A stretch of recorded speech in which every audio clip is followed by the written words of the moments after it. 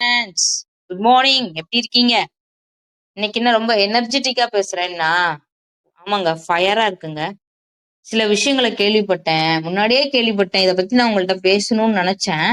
ஆனா எனக்கு வேற ஒரு விஷயத்தினால நான் அத டிஸ்ட்ராக்ட் ஆயிட்டேன்.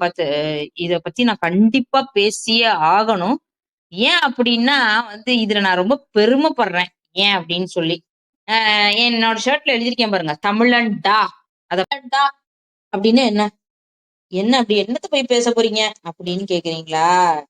இருக்கு. நம்மகிட்ட நிறைய கதை இருக்கு. சோ இதுல என்ன நான் பேசணும்னு ஆசைப்படுறேன்னா, நான் இந்த மாதிரி விஷயங்கள்ல பேசும்போது எனக்கு அப்படியே உணர்ச்சி வசமா இருக்கும். ஒரு கூஸ்பம் மொமெண்டா நான் இதை ஃபீல் பண்ணுவேன். ஏன்னா நான் தமிழ் நாடு அப்படிங்கிறதுல ரொம்ப பெருமைப்படுறேன். பர்சனலா எனக்கு என்னோட பெர்ஸ்பெக்டிவ்ல சொல்றேன். என்ன பத்தி பேச போறேன்னா பாத்தீங்கன்னா, நான் எங்க நாட்டுல உள்ள, அதாவது தமிழ்நாட்டுல உள்ள சில தமிழ் டேலண்ட் பசங்க பத்தி தான் பேச போறோம். சில டேலண்ட் பர்சன்ஸ பத்தி தான் பேச போறோம். என்ன பொறுத்த வரைக்கும் எதுவுமே கஷ்டப்படாம கிடைச்சது இல்ல. ஸோ அவங்க ஒரு பெரிய ஒரு ஹார்ட் ஒர்க்கர்ஸ் தான் எல்லா விஷயத்துலயும். ஸோ அவங்கள பத்தி தான் இன்னைக்கு நம்ம பார்க்க போறோம். அப்படின்னா யாருன்னு உங்க எல்லாம் எப்படின்னாங்க, இப்போதைக்கு நான் ஒரு 3 பேரை பேசுறாங்க. என் லிஸ்ட்ல 3 பேர் இருக்கிறாங்க. இன்னும் தெரியாத எவ்வளவு தமிழங்க இருக்காங்கன்னு தெரியல. ஃபியூச்சர்ல எத்தனை படம் கிளம்பி வரப்போகுதுன்னு தெரியல இந்த லிஸ்ட்ல. பாப்போமே, எல்லாத்தையும் பாக்கலாங்க. அதாவது என்ன அப்படின்னா, இவங்க 3 பேரும் கொஞ்சம் பிரபலமானவங்க தான். ஒருத்தவங்க கூகுள்ல சிஇஓ இருக்கிறாரு, அதாவது சுந்தர் பிச்சை. 2வது அடுத்த ஏஐ ஹீரோ அரவிந்த் ஸ்ரீனிவாஸ். 3வது எலான் மஸ்க் கூட ஃப்ரெண்ட்ஷிப்பா இருக்கிற நம்ம பாத்தீங்கன்னா, நான் யார பத்தி பேச போறேன்னா, அரவிந்த் ஸ்ரீனிவாஸ். அதாவது இவர் சுந்தர் பிச்சைக்கே டஃப் கொடுத்துட்டாராமா அப்படின்னு சொல்லி எல்லாருமே பேசுறாங்கங்க. நான் அப்படி பேசாம இருப்பேன் சொல்லுங்க? சோ இவர் பொறுத்த வரைக்கும் இவர் ஒரு சென்னையில வாழ்ந்த ஒரு ஒரு நார்மலான ஒரு பையன். இவன் பையன் படிக்கிற காலத்துல இருந்தே இவங்க பேரண்ட்ஸ் நிறைய படிப்போட இம்பார்ட்டன்ஸா அதிகமா சொல்லி கொடுத்துருக்காங்க. அதாவதுங்க அவங்க அம்மா எப்படின்னா நிறைய விஷயங்களை கத்து கொடுத்துருக்காங்க. சின்ன வயசுல இருந்தே சொல்லியிருக்கிறாங்க. படிக்கிற காலத்துல இருந்தே நீ ஐஐடி மெட்ராஸ்ல படிச்சே ஆகணும், படிக்கணும்னு சொல்லல, நீ படிச்சு ஆகணும், அங்கதான் நீ படிக்கணும் அப்படின்னு ஒரு ஸ்ட்ராங் என்கரேஜ் அவங்களுக்கு கொடுத்துருக்குறாங்க. அவனுக்கு ஊக்கப்படுத்தி இருக்கிறாங்க. அதே மாதிரி சொத்தை சேர்க்கறது பெரிய விஷயம் இல்லடா, படிப்பை சேர்க்கறதுலதான் பெரிய விஷயம் இருக்கு, நாலேஜ் சேர்க்கறதுதான் பெரிய விஷயம் இருக்குன்னு சொல்லியிருக்காங்க. 0.01 மார்க் மிஸ் ஆனதுனால கம்ப்யூட்டர் சயின்ஸ் கிடைக்காம ஈஸியில ஜாயின் பண்ணிட்டாரு. அதோட விடல, அந்த சைட் கேப்ல மிஷின் லேர்னிங் பைத்தான்னு சொல்லிட்டு ஆன்லைன்ல ஃப்ரீ கோர்ஸ் எதுன்னு பார்த்தா அதுலயும் நிறைய கத்துட்டே இருந்திருக்கிறாரு. கத்து முடிச்சு முடிச்சு எம்டெக் முடிச்சு 2017 பெங்களூர்ல ஒரு வேலை கிடைக்குது. அங்க போய் ஜாயின் பண்றாரு. ஜாயின் பண்ணி முடிச்ச உடனே அவருக்கு என்னன்னா வெறி, கம்ப்யூட்டர்ல ஏதாவது ஒண்ணு சாதிக்கணும் அப்படின்னு. சோ நம்ம பிஹெச்டி கம்ப்யூட்டர் சயின்ஸ் ஏன் போடக்கூடாது அப்படின்னு சொல்லிட்டு US California middle class family தான் அந்த பையன். சோ அவர் எப்படின்னா சின்ன ஒரு சிட்டி பஸ்ல இங்க இருந்து காலேஜ் ஸ்கூல் அப்படின்னு போனவர் தான். சோ அவர் என்ன அப்படின்னா, அவருக்கு மேக்ஸ்னா ரொம்ப பிடிக்கும். ஏன் பிடிக்கும் அப்படின்னா, அவருக்கு கிரிக்கெட் பிடிக்கும், அதனால மேக்ஸ் பிடிக்கும். ஏன் கிரிக்கெட் பிடிக்கும்னா அதுல உள்ள ஸ்கோர் ரன் கால்குலேட் பண்ணி அவர் தெரிஞ்சுக்கணுங்கிறதுக்காகவே மேக்ஸை ரொம்ப பிடிச்சு போய் கத்துக்கிட்டு இருந்தாராம்.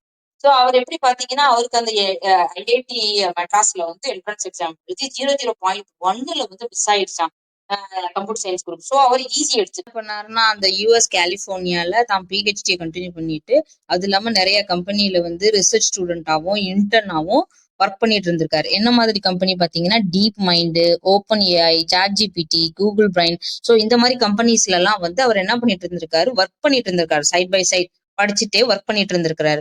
அது இல்லாம இவர் எந்த விஷயத்திலயும் எதையும் பிளேம் பண்ண மாட்டாராம். இருக்கிறத வச்சு சந்தோஷப்படுவார். இருக்கிறதுல எப்படி கிரியேட்டிவா பண்ணணும் அப்படிங்கறதுல அவர் ரொம்ப கிளவரா அவருக்கு ஒரு ஒரு கம்ப்யூட்டர் செட்டப் இருந்தா எல்லாரும் நல்லா இருக்கும். எனக்கு லேப்டாப் அது இல்ல இது இல்லைன்னு இப்ப நிறைய பசங்க இல்லாத விஷயத்தையே சொல்லி சொல்லி சில விஷயங்களை செய்யாம போயிடுறாங்க. ஆனா அவர் அப்படி இல்ல.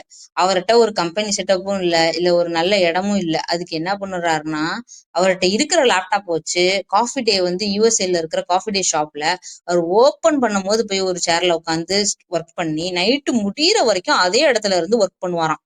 உழைச்சுக்கிட்டே இருப்பாராம். 8 மணி வரைக்கும் உழைப்பாராங்க நைட்டு. கம்பெனி ஆரம்பிச்சதுக்கு அப்புறம் இவரோட திங்கிங் ப்ராசஸ், இவரோட கிரியேட்டிவ் ஐடியாஸ், இதோட டிஃப்ரெண்ட் அப்ரோச் எல்லாம் அவருக்கு ரொம்ப பிடிச்சி போய் அமேசான் கம்பெனி ஓனர் வந்து 730 கோடி இன்வெஸ்ட் பண்றாரு இந்த கம்பெனில. அப்படி பண்ணும்போது ஒரு 2-3 வருஷத்துலயே பாத்தீங்கன்னா இந்த கம்பெனி $18 பில்லியன் வந்து சம்பாரிச்சதுனால நல்ல பிரபலமாகுது. ஆன உடனே இந்த ஆப்பிள் அண்ட் மெட்டா கம்பெனியை வந்து என்ன பண்றாங்கன்னா, உன்னோட ஏஐ டூல் எனக்கு வேணும், நீ எங்கள்கிட்ட வித்துட்டு நீ போயிடு, நாங்க உனக்கு வந்து ஒரு பெரிய அமௌண்ட் கொடுக்குறோம் அப்படின்னு சொல்லி அவங்க விலை பேசுறாங்க. விலை பேசணும்னா அவர் என்ன சொன்னாரு, நான் வந்து விற்கிறதுக்காக பிறக்கல, நான் வந்து நடத்த போறேன், நான் யாருக்கும் விற்க இல்லை அப்படின்னு சொல்லி அவர் சொல்றாரு. சோ அப்படி சொல்றாரு. சொல்லிட்டு என்ன பண்றாருன்னா, இப்போ வந்து இந்த கூகுள் மட்டும் தான் இப்போ சர்ச் இன்ஜின்ல ஃபர்ஸ்டா இருக்கு அப்படின்ற மாதிரி போயிட்டு சேல வந்து என்னன்னா, கொலம்பியான்ற ஒரு இடத்துல உள்ள ஒரு போர்ட்ல வந்து அவங்க வந்து ஒரு ஒரு ஸ்டேட்மெண்ட் ஒன்று சொல்லியிருக்கிறாங்க. என்னன்னா, ஏன் வந்து கூகுள் குரோம் தான் சர்ச் இன்ஜினா, அதை தாண்டி வேற எந்த சர்ச் இன்ஜின்ஸும் இல்லையா உலகத்துல, இது ஒரே ஒரு சர்ச் இன்ஜின் மட்டும் இருக்கிறதுனால மத்த சர்ச் இன்ஜின்ஸோட இனோவேட்டிவ் ஐடியாஸ் வெளியே வரல, காம்படிட்டர்ஸ் வெளியே வராம ஒரே சர்ச் இன்ஜினா போயிட்டு இருக்கு, இதுக்கு ஏதாவது நம்ம வந்து ஆக்ஷன் எடுக்கணும் அப்படிங்கிற மாதிரி அவர் சொல்லியிருக்கிறாரு. சரியில்லை அப்படிங்கிற மாதிரி சொல்லியிருக்காரு. அதுக்கு இவங்க மேல்முறையீடும் பண்ணி இவர் பேரம் பேசியிருக்கிறாரு. எனக்கு வந்து அந்த சர்ச் இன்ஜினை எனக்கு கொடுங்க, நான் பாத்துக்கிறேன், நான் அதுக்கு 3 கோடியே சம்திங் உங்களுக்கு கொடுக்குறேன் அப்படின்னு சொல்லி அவர் கேட்டிருக்காரு. சோ அப்ப என்ன செய்யறாங்கன்னா, ஆஹா, இது வந்து சுந்தர் பிச்சைக்கே டஃப் கொடுக்குறாரு, தமிழன் வந்து கூகுளே வாங்க போறாரு அப்படின்னு சொல்லி ஊரே பேசிக்கிறாங்க. இது அவர் ஃபெமிலியர் ஆகிறதுக்காக செய்யறாருன்னு சொல்றாங்க. சில பேர் இவர்கிட்ட பணமே இல்லையே, இவர் எப்படி இதை வாங்குவாரு அப்படின்னு வந்து பேசிக்கிறாங்க. சோ ஆனா நிறைய பேர் இவருக்கு இன்வெஸ்ட் பண்ண என்ன பண்றாரு அப்படின்னா, ஏர்டெலோட கம்பைன் பண்ணி அவரோட ஏஐ டூலை யூஸ் பண்ணி சில நல்ல விஷயங்கள்லாம் ஃப்ரீயா கொடுப்போம் அப்படின்னு சொல்லி இப்ப பண்ணிட்டு இருக்காரு. அது இல்லாம இவரை போய் வந்து நம்ம பிஎம் மோடி மீட் பண்ணி நிறைய யங்ஸ்டர்ஸ வந்து ஏஐல வந்து என்கரேஜ் பண்ணுங்கன்னு சொல்லியிருக்கிறாரு. ஏஆர் ரஹ்மான் மீட் பண்ணி நிறைய movie with AI songs ready பண்ணணும், மியூசிக் ரெடி பண்ணணும்னு பேசியிருக்கிறாரு. கமல் பேசியிருக்கிறாரு. சோ நிறைய பேர் அவரை போய் மீட் பண்ணி நம்ம தமிழ்நாட்டு பெருமையை வந்து உலகத்துக்கு கொண்டு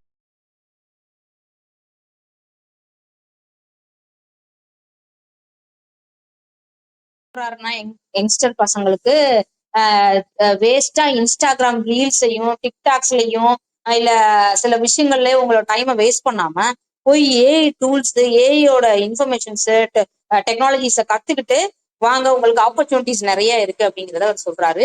அதே போல இன்னொரு ஒரு தமிழ்நாட்டு மகன் ஒருத்தர் இருக்காப்புல. அவர் யாரு அப்படின்னு பாத்தீங்கன்னா அசோக் எல்லுசாமி. இவரை பத்தி உங்களுக்கு தெரிஞ்சிருக்கும்னு நான் நினைக்கிறேன். இவர் அசோக் எல்லுசாமி அப்படிங்கிறவரும் சென்னை பையன்தான், தமிழ் பையன்தான். இவர் வந்து அண்ணா யூனிவர்சிட்டியில எக்ஸாம் எழுதி ஆன்லைன் என்ட்ரன்ஸ் எக்ஸாம் கிளியர் பண்ணி இவரும் கம்ப்யூட்டர் சயின்ஸ் எடுக்கணும்னு நினைச்சாரு, பட் கிடைக்கல. பட் அண்ணா யூனிவர்சிட்டியில ஈஸியா அப்ளை பண்ணாரு. ஸோ அப்பவுமே வந்து இவருக்கு கம்ப்யூட்டர் அந்த லாங்குவேஜஸ் அந்த ஸ்கில்ஸ் மேல எல்லாம் இன்ட்ரெஸ்ட் இருந்திருக்கு. ஸோ இவரும் சைட் பை சைட் ஈஸி படிச்சாலும் சைட்ல கோர்சஸ் எல்லாம் படிச்சுட்டு இருந்தாரு.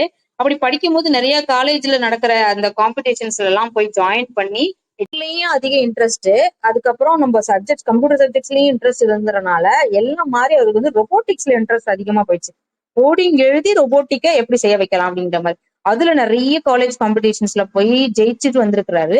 அதுக்கப்புறம் ஒரு கவர்மெண்ட் ஜாப் கிடைக்குது. ஆனா அவருக்கு அதுல பெரும்பாலும் இன்ட்ரெஸ்ட் இல்லாதனால அதை குவிட் பண்ணிட்டு அவன் பேரண்ட்ஸ் எல்லாம் ஷாக் ஆயிட்டாங்க. ஆனா வெப்கோன்ற கம்பெனி அதை விட்டுட்டு வெப்கோன்ற கம்பெனில ஜாயின் பண்ணிட்டு யுஎஸ்ஏல கொலம்பியால போய் அவர் எல்லுசாமி என்ன பண்றாரு அப்படின்னா, எலான் மஸ்க் கம்பெனில ஆட்டோ பைலட்ல போய் ஃபர்ஸ்ட் ஜாயின் பண்றாரு. ஜாயின் பண்ணி 5 வருஷம் நல்லா ஒர்க் பண்ணி அவரோட பெர்ஃபார்மன்ஸ், அவரோட ஹார்ட் ஒர்க்கை காட்டி அவரோட டெடிகேஷனால இன்ஸ்பயர் ஆகி எலான் மஸ்க் என்ன பண்றாருன்னா அவர் அந்த டீமுக்கு ஹெட்டாவே அப்பாயின்மெண்ட் பண்றாரு. ஸோ அவ்வளவு டெடிகேஷனா இருக்கிறாரு. அது இல்லாம அவர் வந்து 80 மணி நேரம் 90 மணி நேரம் வேலை செய்யற எலான் மஸ்க் அவர் ஒரு பெரிய லெஜண்ட். அவர் வந்து 1 வீக் ஒன்ஸ் அவரை மீட் பண்றாரு. அசோக்கே வந்து ஒரு ட்விட் போட்டிருக்காரு, இந்த அசோக் எல்லுசாமி இல்ல அப்படின்னா என்னோட கம்பெனி வந்து நார்மல் எப்பயும் போல ஒரு normal car company, one of the கம்பெனியா தான் இருந்திருக்கும், கார் கம்பெனி அப்படின்னு தான் இருந்திருக்கும். இவராலதான் வந்து இது பெரிய லெவல்ல ஆச்சுன்னு சொல்லி அவரே ஒரு ட்விட்டு போட்டு அவரை புகழ்ந்திருக்கிறாரு. இதுல பெருமை நமக்கு. அதுல இடையில வேற இந்த ட்ரம்ப் என்ன சொல்றாருன்னா, அந்த மைக்ரோசாஃப்ட் பெரிய பெரிய கம்பெனிஸ்க்கு எல்லாம் வந்து இனிமே வந்து இந்தியன்ஸ வந்து பெரிய பொசிஷனுக்கு ஹையர் பண்ணாதீங்க அப்படின்னா, பெரிய பொசிஷன்ஸுக்கு இல்ல பெரிய டெக் பொசிஷன்ஸுக்கு இந்தியன்ஸை ஹையர் பண்ணக்கூடாது, நம்ம நாட்டுல உள்ளவங்களுக்கு ப்ரிஃபரன்ஸ் கொடுங்க, அமெரிக்கன்ஸ்க்கு ப்ரிஃபரன்ஸ் கொடுங்கன்னு வந்து அவரு ஒரு ஸ்டேட்மெண்ட் சொல்லியிருக்கிறாரு. பெரிய பெரிய கம்பெனிஸ்க்கு, மைக்ரோசாஃப்ட், டிசிஎஸ் எல்லா பெரிய கம்பெனிஸுக்கும் அவர் வந்து ஆர்டர் போட்டிருக்காரு. அவங்களுக்கே பயம் வந்துருச்சு, இந்தியன்ஸை பார்த்து அவங்களுக்கு பீதி ஆயிடுச்சு. சோ இதுல இருந்து என்ன தெரியுதுன்னா, நம்ம கத்துக்கணும்ன்ற ஃபயரும் நேர்மை ஹார்ட் ஒர்க் இருந்ததுன்னா எவ்வளவு பெரிய இடத்துலயும் நம்ம ரீச் ஆகலாங்கிறது தான் நான் என்னோட கருத்தை தனியா வந்து பதிவு பண்ணுவேன், மக்கள்கிட்ட பண்ணணும்ன்றதுதான் என்னோட ஆசை. சோ எப்பயுமே ஹார்ட் ஒர்க் பண்றவங்க, ஃபயரா இருக்கவங்க, எந்த மற்ற விஷயங்களையும் கான்சென்ட்ரேட் பண்ணாம கடைசி வரைக்கும் உழைக்கிறவங்களுக்கு கரெக்டான ரெகக்னைசேஷன் பெரிய இடத்துல இருந்து கிடைக்குங்கிறதுக்கு இது ஒரு பெரிய ஆதாரம். தமிழன்னு சொல்றதுல, இந்தியன்ஸ் சொல்றதுல பெருமைப்படுறேன் இந்த விஷயத்துல. சோ எல்லா பசங்களும் இதே போல வந்து முன்னேறணும்னு ஆசைப்படுறேன்.